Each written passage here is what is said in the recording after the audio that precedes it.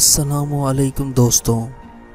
Film industry का सबसे बड़ा सितारा चार्ली चैपलिन के नाम से आप ज़रूर वाकिफ़ होंगे, जिसने अपनी फिल्मों के ज़रिए लोगों को बेतहाशा हंसवाया। मगर उनके मरने के बाद उनकी लाश के साथ ऐसा क्या वाक़या हुआ, आइए जानते हैं।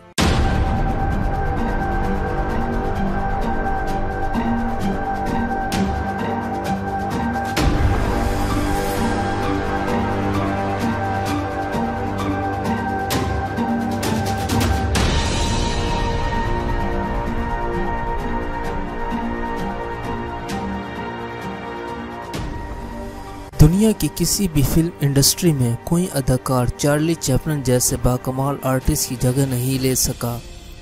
खामोश फिल्मों का यह अजीम अदाकार अपने मुनफरिद, अजीबो-गरीब और दिलचस्प हुलिये और हरकत से शायकीन को हंसाता रहा।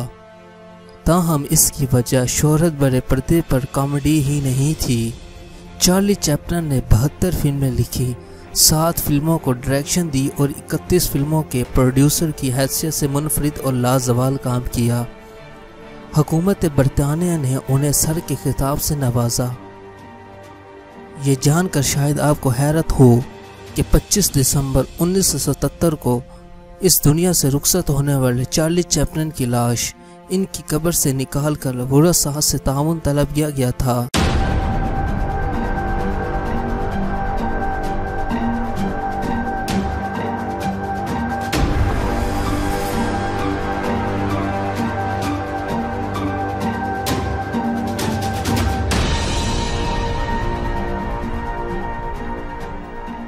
ये 1978 का वाक़या है, जब 2 अफराद ने स्विट्ज़रलैंड में मदफून चार्ली चैपलिन की लाश निकालने के बाद एक खेत में गहरा खोद कर दबा दी।